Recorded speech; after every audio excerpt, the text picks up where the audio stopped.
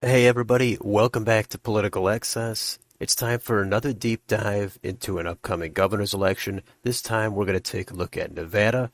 This is definitely a competitive race, but first let's back up, start on Ballotpedia, and get a little bit of background. The incumbent governor is Democrat Steve Sisolak. He's running for re-election to a second term. 4 years ago, when he first won election, he won by about 4 points with 49% of the vote. Prior to serving as governor, he did serve on the Clark County Commission. And Clark County is, of course, a pivotal county where Las Vegas is. His opponent on the Republican side is Joe Lombardo. And Lombardo is the current sheriff of Clark County. So let's go back and take a look at their primaries. Steve Sisolak had only token opposition. He won with 90% of the vote. Joe Lombardo did have a competitive primary. He won with 38% of the vote over his next closest challenger, Joey Gilbert, with 27.5%. Former U.S. Senator Dean Heller was also in that race. He only got 13.5% of the vote. And there will also be third-party candidates on the ballot as well. And in Nevada, you can vote for none of these candidates as a valid vote option. So those are all things to consider as to how much they're going to siphon off of these two main candidates. Let's go down here and take a look at how this race is rated. All three sites, Cook Political Report, Inside Elections, and Larry Sabato, have it at toss-up. That's at least according to Ballotpedia's interpretation of their ratings. My rating at the beginning of the month was a tilt for Steve Sisolak. I long thought the Senate race would be easier to flip than this governor's seat, but the polls have actually shown Steve Sisolak trailing in many of them.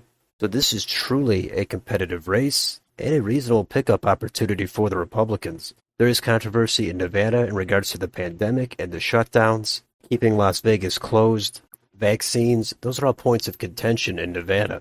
And of course, the other traditional issues, crime, inflation, potentially abortion, those are on the table as well. Let's go down a little bit further and take a look at the campaign finance. And Steve Sisolak has more money in his campaign. Apparently he has over $10 million in funds available. But Joe Lombardo, he's the sheriff of Clark County. People know who he is. As far as name recognition goes, both Sisolak and Lombardo are going to be about on the same page. Let's go down here and see how the counties are trending on a presidential level.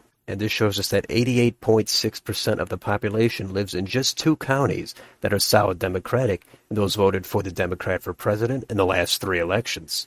The remaining 15 counties have only 11.4% of the population in them, but those voted for the Republican for president in the last three elections. So just based on those top-line numbers, it might appear this is a solid blue state, but we can go down here and take a look at some of these counties. And it's all about the margins, and if we hover over any of these, such as Clark County, the most populous county in the state, which has over 70% of the population in it, Joe Biden won this county with 53.7% of the vote. That is up from the level of Democratic support in 2016, but down from the level in 2012.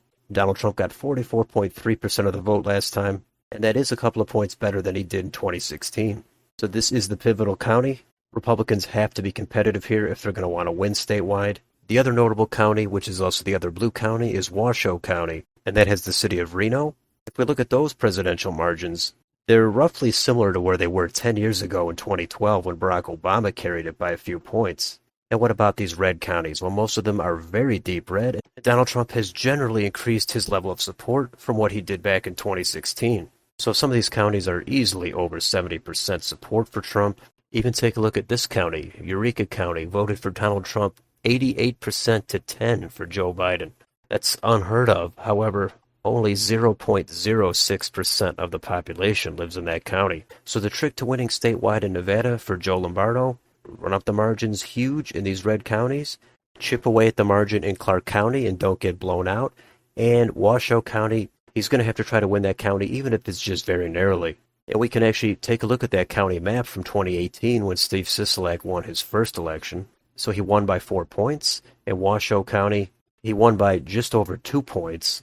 And in Clark County, he won by over 13 points.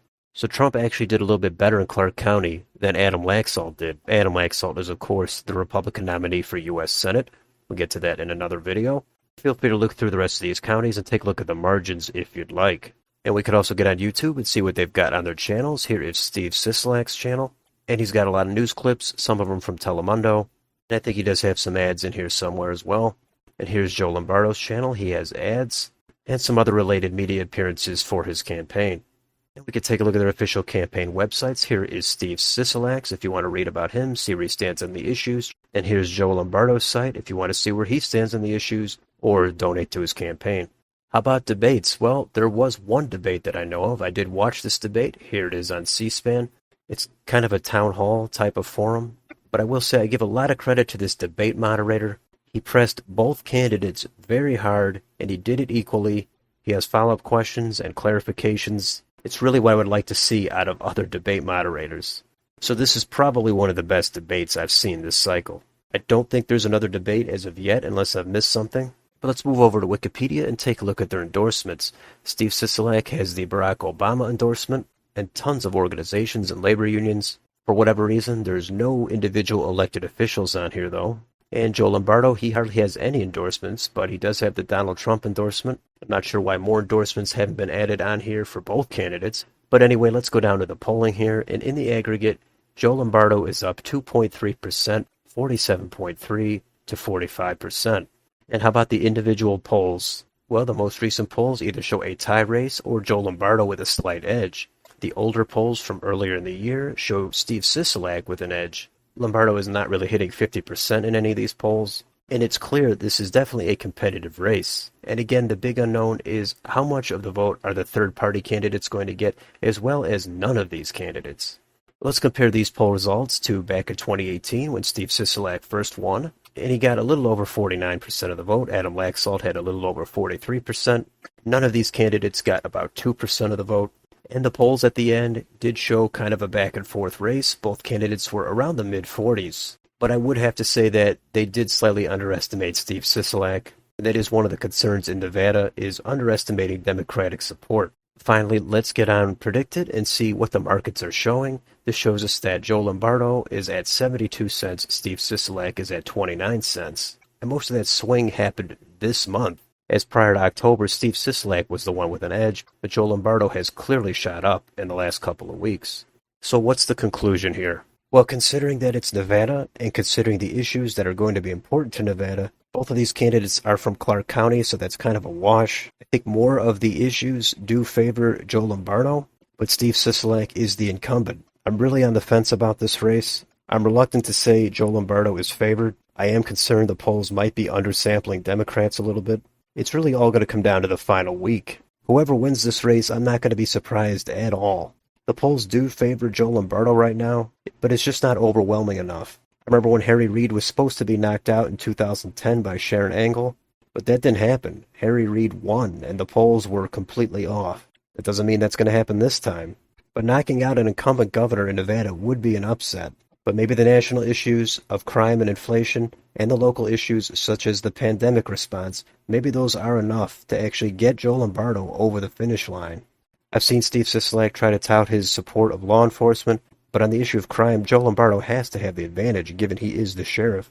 So this is a good race. It's definitely one to follow. I'm sure things will change after I make this video, but I really wanted to get this one covered. Who do you think is going to win this race? Let me know down below in the comments. And if you enjoy this channel, please like, share, and subscribe. Thank you for watching, and I'll see you next time.